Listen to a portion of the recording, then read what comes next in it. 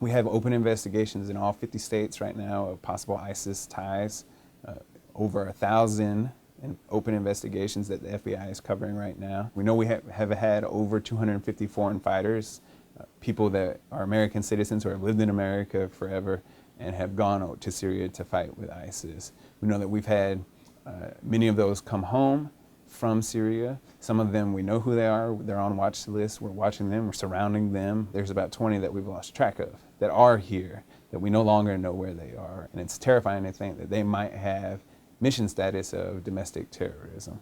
We just need to live our lives with that in mind, but not be scared by it. The likelihood of getting attacked in a domestic terror situation is less likely than being struck by lightning. You must understand that you're not at war with Islam, but you are at war with people who use Islam as a political tool. So political Islam. You can't fight ISIS just on the battlefield. You have to fight them ideologically. You have to fight them theologically.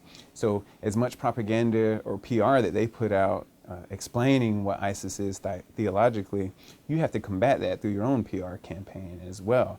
You must embrace Islam. You must embrace, and what do I mean by that? You must make sure that there's no racism or ethnicism going on in your country that'll further alienate any Muslims that aren't radicalized. Because anytime you come across to a secular Muslim, for instance, as racist or something, you're just giving ISIS another weapon to pull them in. So you really have to make sure your domestic policies don't alienate. You need some type of military on the ground.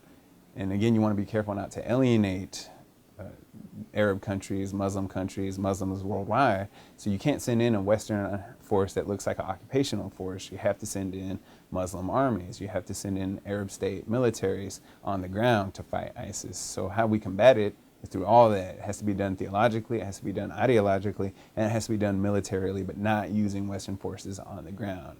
Creating a condition of air superiority is fine, but you can't put boots on the ground that are Western, at least not in any heavy sense. Special operatives, sure, but the majority of the fighting needs to come from Muslim fighting forces, from Arab fighting forces.